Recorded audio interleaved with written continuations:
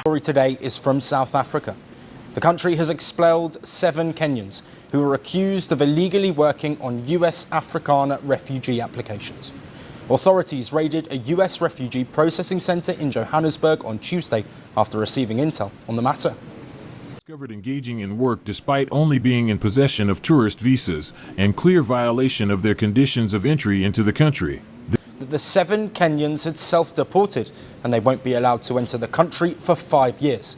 South Africa's decision to expel Kenyan nationals linked to a United States president-backed program has sparked questions across Africa and beyond. Why were foreign workers removed from the country? What kind of work were they doing?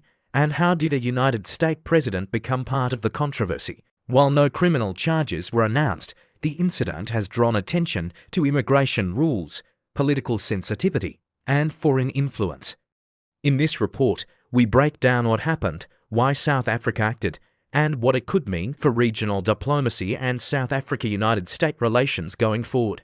The reported expulsion of Kenyan nationals from South Africa over their alleged links to a United States-backed program associated with a former United States president has drawn international attention because it sits at the intersection of immigration law diplomacy and global politics. While details have emerged gradually and officials have been careful in their public language, the situation has raised broader questions about how countries regulate foreign political activity within their borders and how domestic laws interact with international partnerships. The episode has also highlighted the sensitivity that surrounds initiatives perceived to be politically aligned with prominent figures from powerful countries. According to information released by South African authorities, the individuals involved were Kenyan citizens residing and working in South Africa under temporary immigration permissions. Their work was connected to an international program linked to a former United States president's policy agenda, which was promoted as supporting specific social or political objectives abroad. The program itself was presented publicly as a lawful international initiative, but South African officials stated that the way it was implemented locally triggered legal and diplomatic concerns. The Kenyans at the center of the issue were described as professionals engaged in coordination, outreach, or administrative roles for the program. Their work reportedly involved organizing activities, liaising with local partners, and promoting the program's goals within South Africa and across the region. Officials emphasized that the individuals were not accused of criminal wrongdoing, but rather of operating outside the scope of what their visas allowed. In South Africa, as in many countries, immigration rules strictly define the type of work foreign nationals may perform, particularly when that work touches on political advocacy or public influence. South African authorities indicated that the program's activities were perceived as politically sensitive because of its association with a former United States president and the policy positions linked to that administration. Even when initiatives are privately funded or organized by non-governmental entities, their connection to high-profile political figures can raise concerns about foreign political influence. Officials stressed that the decision to expel the Kenyans was based on domestic law and regulatory compliance, not on their nationality or personal political beliefs. Legal considerations were central to the decision. South Africa's immigration framework requires foreign nationals to obtain specific authorization for employment, and additional scrutiny applies when work involves political communication, advocacy, or public mobilization. Authorities stated that the Kenyans' visas did not permit the type of activities they were carrying out. From the government's perspective, allowing such work to continue without proper authorization could set a precedent that undermines immigration enforcement and national sovereignty. Political and diplomatic factors also played a role. South Africa maintains a policy of guarding against foreign political interference, shaped by its own history and its role as a regional power. Officials noted that any program linked to a former or current foreign leader can be viewed as an extension of that country's political influence, even if the program claims to be independent or privately organized. In this context, the authorities argued that decisive action was necessary to avoid misunderstandings or domestic political tension. The United States dimension of the controversy stems from the program's association with a former president whose policies and international engagements remain polarizing.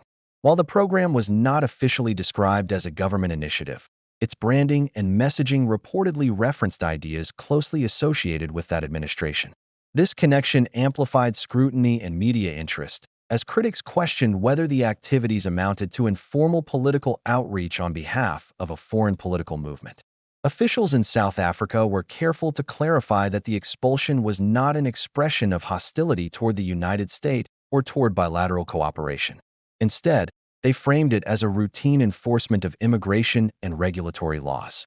At the same time, the involvement of a former United States president's agenda inevitably influenced public perception, with some observers interpreting the move as a subtle signal about South Africa's stance on foreign political influence.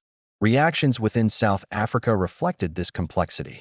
Government representatives emphasized legality and sovereignty, while members of the public and commentators debated whether the response was proportionate. Some argued that the country was right to enforce its laws strictly, particularly given its history and constitutional commitment to self-determination. Others questioned whether the association with a prominent United States political figure led to heightened sensitivity that might not apply to less visible foreign programs. In Kenya, responses were cautious. Officials acknowledged the reports and indicated that they were seeking clarification through diplomatic channels.